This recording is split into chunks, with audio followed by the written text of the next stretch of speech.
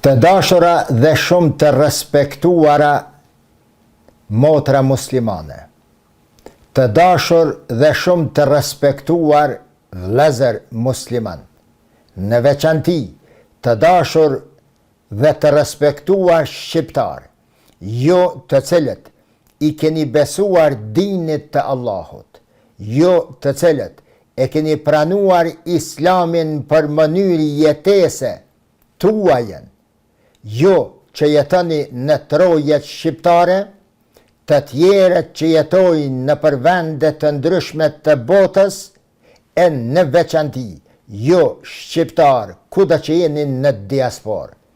Assalamu alaikum wa rahmetullahi wa barakatuhu. Ky takim e kjo bised e imja sante me ju ka një kuptim krejtësisht tjetër nga të gjitha takimet dhe bisedat tona që i kemi pas këto në përmes këtyre videove. Sepse është takimi në natën e fundit të muajit të madhërishëm të Ramazanit.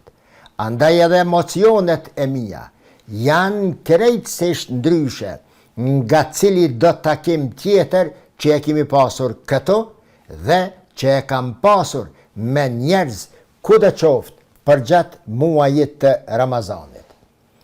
Para se të na vinte ky muaj i bekuar, ne të gjithë e kemi pritur me ëndje, me gëzim, me shpresa e me dua tek Allahu që të na pranohen të gjitha ibadetet, të gjitha veprat e hajrit që do t'i bëjmë në këtë muaj.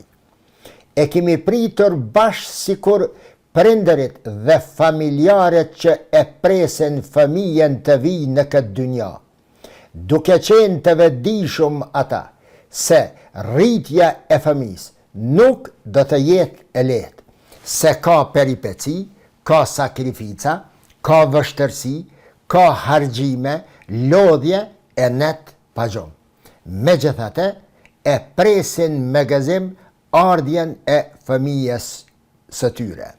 Dhe në ditën kur lind fëmija, gëzohen pa përmbajtshëm dhe të gjithë i drejtohen Allahut me falënderim të thellë nga zemra e tyre. E ne, me gjithë gëzimet, lodhjet, peripecit, namazet, teravit e gjata, syfyret e netet pagjumë, duke i ditur të gjitha këto, e kemi pritur me gëzim dhe me dua e falenderime Allahut që na i bëri të mundshëm që ta mbrim edhe këtë Ramazan dhe t'i dalim në fund.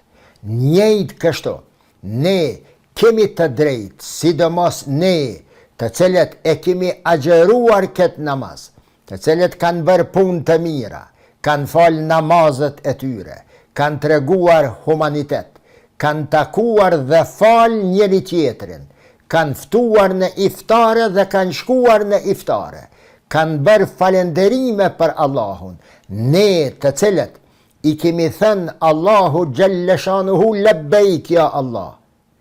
Ja ku na ke o Zot, ja ku po të vim në mejdanin ku ti na ke ftuar në muajin e Ramazanit që të jemi afër, që ta dëgjojmë fjallën dhe zërin tënd, thirrjen tënde, që t'i kryejmë obligimet tona dhe të jemi sa më njerëzor, sa më humanitar, sa më ndihmatar dhe sa më vllazëror ndaj njëri tjetrit.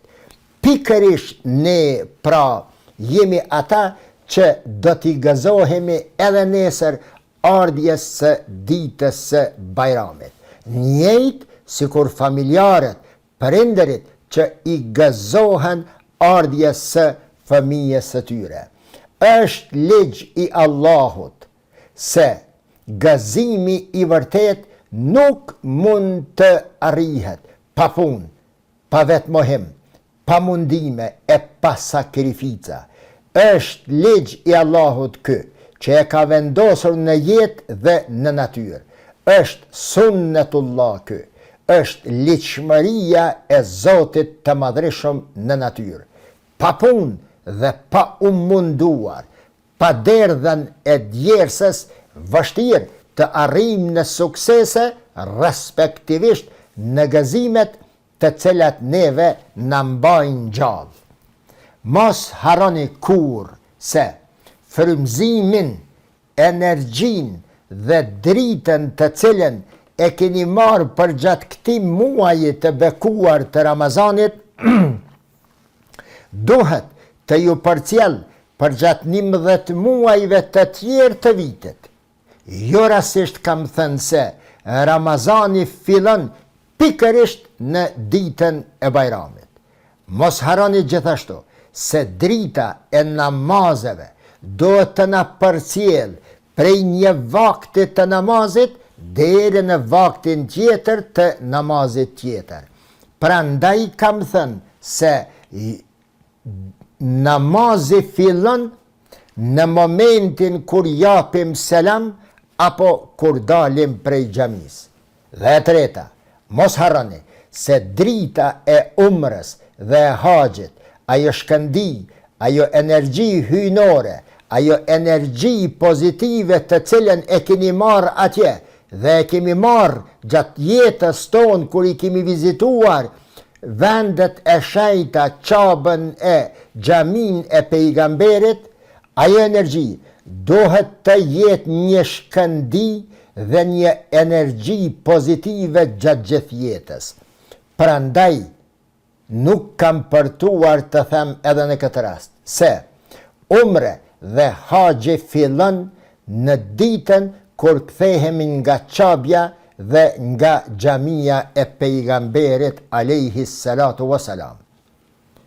Në përmes këtyre ibadeteve dhe shumë të tjera, si burime të energjisë hyjnore, si burime energjie pozitive, Allahu dëshiron ta edukoj njeriu dhe ta mbaj brenda binarve të njerëzishmërisë.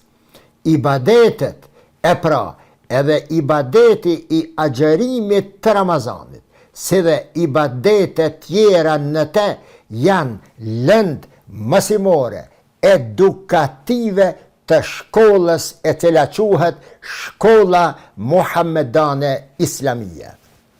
Hoxhallaret tanë të nderuar e kanë shpjeguar gjithmonë hadithin e Muhammedit alayhi salatu wassalam, i cili flet për 3 dhjetëshet e Ramazanit. Prandaj, kur mos harroni se 10 ditët e para të Ramazanit i kanë qenë rahmet për ju. Prandaj, pas Ramazanit, jeni të rahmetshëm, jeni të mëshirshëm gjatë 11 muajve të tjerë, një ashtu siç janë 10 ditët e para të Ramazanit. Pastaj, 10 ditët e mesme, pejgamberi thot se janë magfiret, falje. Prandaj, falën njëri tjetrin gjatë 11 muajve të ardhshëm dhe kërkoni gjithmonë falje, istikfar e magfiret nga Allahu i Madhreshëm. Gjithashtu, mos harroni se 10 ditët e fundit të Ramazanit i keni pasur shpëtim nga dënimi i xhehenemit. Prandaj, largohuni nga mëkatet, largohuni nga veprat e mira, bëni punë të hajrit, bëni sevape, ndihmoni njëri tjetrin nëse dëshironi të jeni të shpëtuar nga zjarri i xhehenemit. Mundohuni shumë për aq sa mundeni që dritën dhe fuqin energjie që e kemi marrë gjatë këtij muaji të na përcjell dhe të jetë shok i pandashëm në jetën tonë në çdo sekond të jetës në 11 muajt e ardhshëm. Dhe ja, Ramazani shkoi. Nuk ka ma iftare, nuk ka ma syfyre, nuk ka taravi, nuk ka ftesa në iftare, nuk ka pritje të ezanit të ulur në sofrën e iftarit që askush nuk guxonte ta prekte gotën e ujit, hurmën, kripën apo bukën, pa u dëgjuar fjala Allahu Ekber. Një shkollë edukative që nuk e ka pa kur as historia e nuk do të njoh kur njerëzimi deri në ditën e kiametit. Prandaj, vëllezër e motra, kudo që jeni, në këtë natë të fundit të këtij Ramazani, bëjeni edhe një bisedë me Allahun e Madhreshëm. Drejtohuni atij me këto fjalë: O Allah, sonte është nata e fundit e muajit mubarek të Ramazanit. Mbrëm ishte taravia e fundit, ishte syfyri i fundit, sot që agjerimi i fundit i këtij Ramazani. O Allah, shkoi edhe një Ramazan në jetën tonë. Po i themi lam të mirë këtij muajit tënd që e veçove atë me zbritjen e Kur'anit të Madhreshëm. Kur'an kë, mësimet e të cilët bën revolucion në historinë njerëzore. Le të jetë ky Kur'an, mësimet e tij që bëjnë revolucion për të mirë edhe në jetën tonë të përditshme.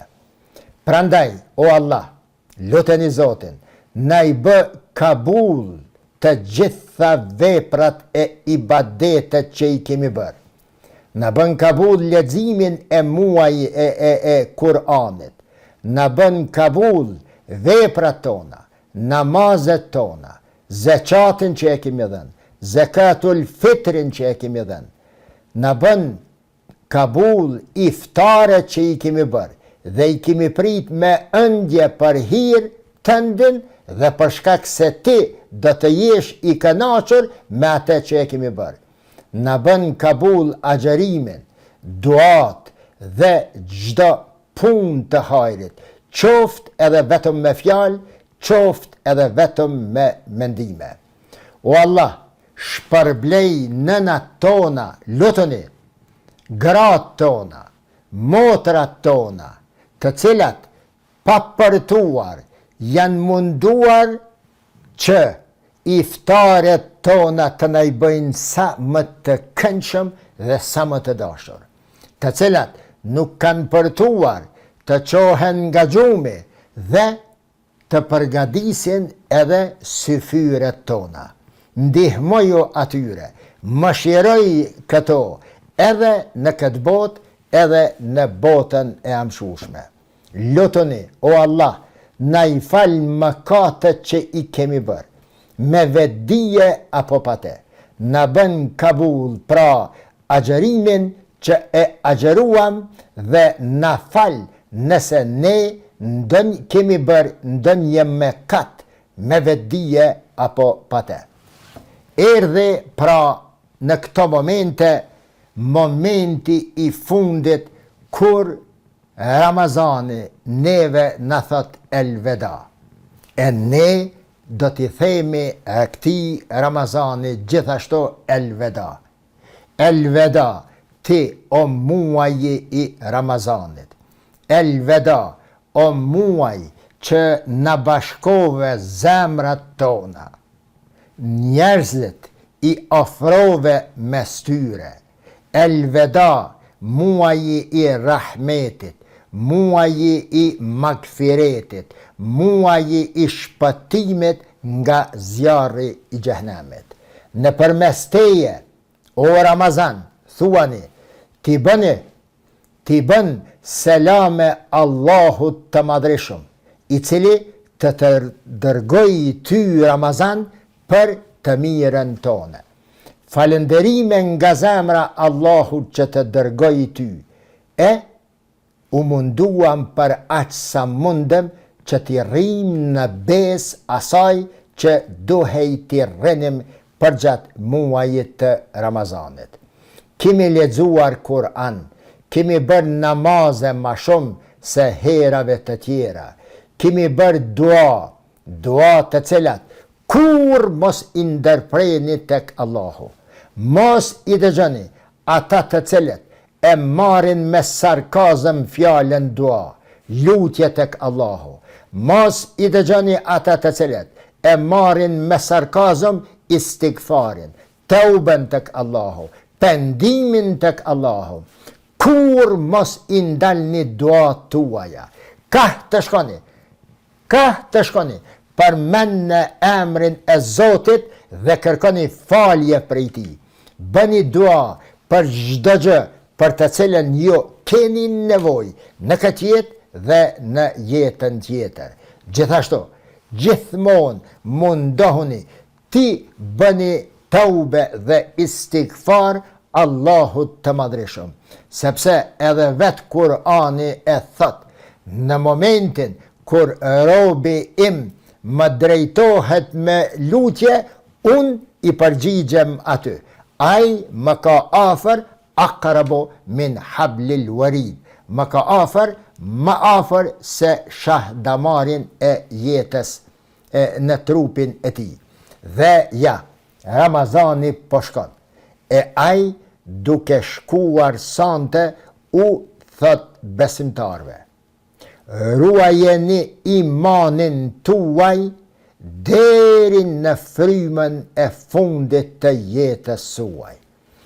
Ramazani në këto momente, përderisa po ngritet në qiell, i thot besimtarve: ruajeni imanin tuaj, besimin tuaj deri në frymën e fundit të jetës suaj.